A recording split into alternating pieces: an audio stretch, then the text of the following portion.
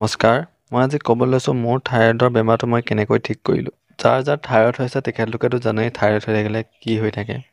কেতিয়াবা ভৰিৰ বিষ হ'ব বা কেতিয়াবা হাতেই বিষ হ'ব, কেতিয়াবা খজুৱতি হৈ যাব, কেতিয়াবা নিজৰ গাটো নহয় লেখীয়া লাগিব। মানে বিভিন্ন ধৰণৰ হৈ থাকে গাটো। যদি আপোনালোকৰ কাৰোবাৰ হৈছে তেনেকুৱা, তেতিয়াহ'লে আপোনালোকে থাইৰয়ডৰ টেষ্টটো কৰি চাব। কেতিয়াবা ভৰিও মানে কুটকুটাই থাকে। ভৰি মানে কঁকালৰ পৰা ভৰি মানে পূৰা ভৰিবোৰ কুটকুটাই থাকে। যদি তেনেকুৱা হৈছে আপোনালোকৰ কাৰোবাৰ, তেতিয়াহ'লে আপোনালোকে থাইৰয়ডটো টেষ্ট কৰি চাব।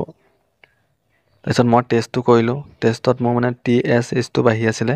ডক্টৰে মোক পিল লিখি দিলে। মই পিল আনিবলৈ ফাৰ্মাচীলৈ গ'লোঁ। ফাৰ্মাচীত মানে মানুহ এজনে ক'লে মোক, তুমি পিল নোখোৱাৰ আগত এটা বস্তু খাই চাবা নি কেইদিনমান। তাৰপিছত মই বোলো কি বস্তু? সেইজনে ক'লে বোলে পচলা। তুমি পচলা কেইদিনমান খাই চোৱাচোন। তাৰপিছত খাই মানে তুমি টেষ্টটো কৰি চাবা।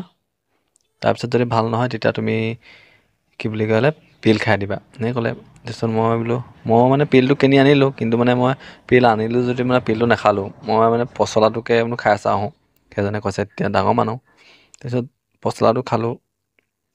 মই কেঁচাইও খালোঁ আৰু মানে মই ভাজিও খালোঁ। প্ৰায় 10 দিনমান খালোঁ।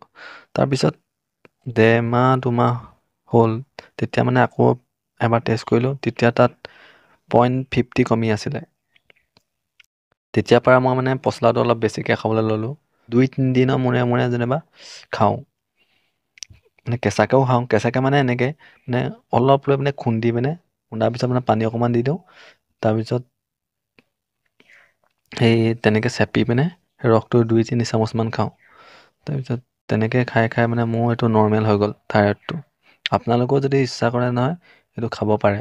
কাৰণ এইটো কল পচলাত মানে কোনো ছাইড ইফেক্ট নাই। এইটো সকলোৱে খায় আৰু চবৰ বাৰীতে পায় এইটো খাই চাওক, কিজানি আপোনালোকেও ভাল হয়।